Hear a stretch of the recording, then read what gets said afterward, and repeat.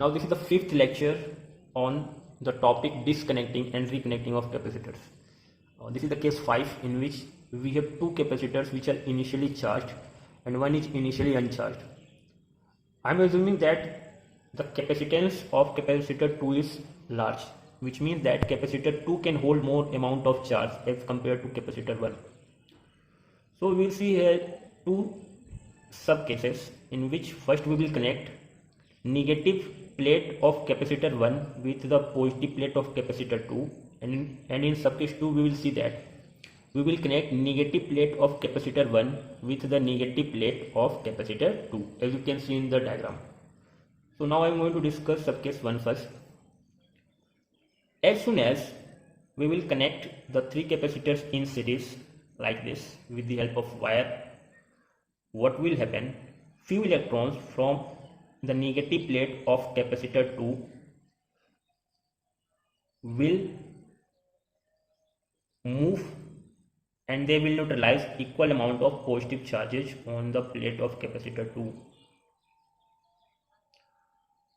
Now again, equal amount of negative charge from the plate of capacitor 2, because these electrons are repelling each other, so equal amount of negative charge will move and they will fall on the plate of capacitor 3. So this plate will now become negative charge. So due to induction, this plate of capacitor 3 will acquire equal amount of positive charge. And since this positive charge will come how? Because some electrons will be detached from this plate and they will go in this direction, and those electrons will neutralize the positive charge here. So two positive charge will be neutralized by the electrons removed from this plate. Let us assume the final charge on all the capacitors be here Q1 dash here minus Q1 dash on this plate, Q2 dash on this plate minus Q2 dash here, minus Q3 dash, and here plus Q3 dash.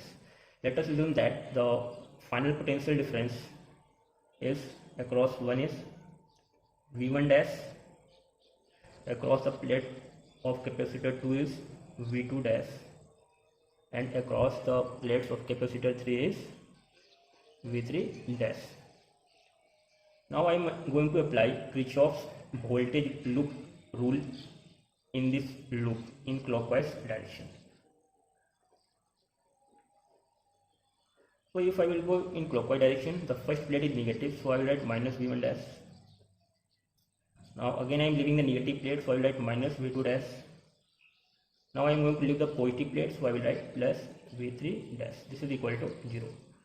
Now from the formula Q equal to CV, I will write here minus Q1 dash by C1. For here I will write minus Q2 dash by C2, and for this I will write plus Q3 dash by C3. This is equal to 0. This is our equation number 1.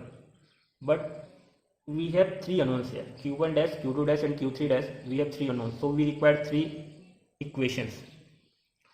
So one equation we will get from the charge on the plate of 3. We can see that initial charge is 0 and final charge is 2 charges.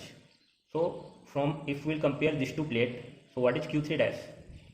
Q3 dash is equal to Q2 minus Q2 dash. So from here we got the second equation, and similarly if we will want to know what is Q1 dash, that is final charge on the plate of capacitor 1, so Q1 dash is equal to Q1 minus Q3 dash. You can count the number of charges, so this is Q1 minus Q3 dash.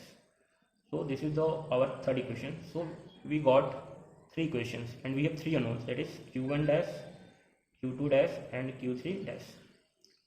So by solving the three equations we can get three unknowns, that is Q1 dash, Q2 dash, and Q3 dash. Now we are going to see the subcase 2, that is when we will connect the negative plate of capacitor plate 1 with the negative plate of capacitor 2. What will going to happen in this case? So in this case what will happen? On this plate, the number of negative charges are more, and on this plate, negative charges are less.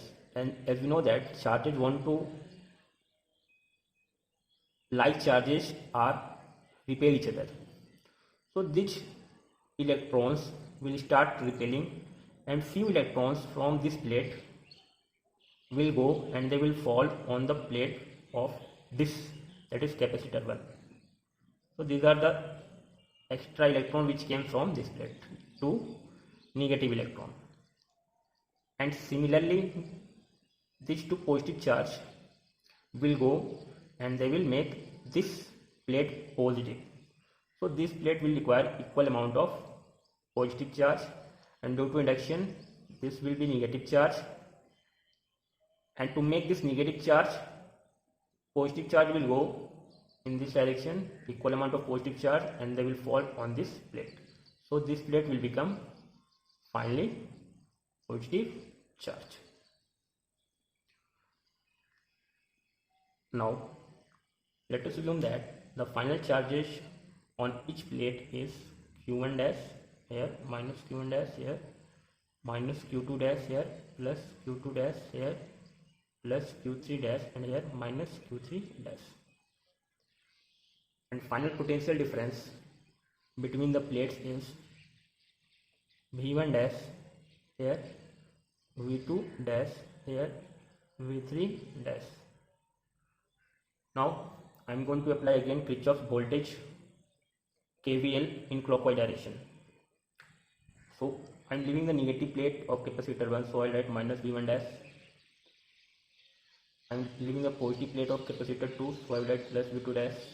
And I am leaving the negative plate of capacitor 3, so I will write minus v3 dash. This is equal to 0. This is our capacitor 1, this is capacitor 2, and this is our capacitor 3. So from the formula Q equal to Cv, this will become minus Q1 dash by C1, this will become plus Q2 dash by C2, and this will become minus Q3 dash by C3 equal to 0. Let us assume this is our equation number 1. Again we need three equations to find the three unknowns. So the third equation we will get, the three equation we will get, what is Q3 dash? Q3 dash, that is final charge on 3, is equal to what? Q2 minus Q2 dash. You can count the number of charges, Q2 minus Q2 dash. And similarly, what is Q1 dash? That is final charge on the plate of 1 is what? It is more than Q1. So Q1 plus Q3 dash. You can count the number of charges. So this is our equation number 2, and this is our equation number 3. So we have three unknowns, that is Q1 dash, Q2 dash, and Q3 dash, and we have three equations. By solving these three equations, we will get Q1 dash, Q2 dash, and Q3 dash, and we will get the final result.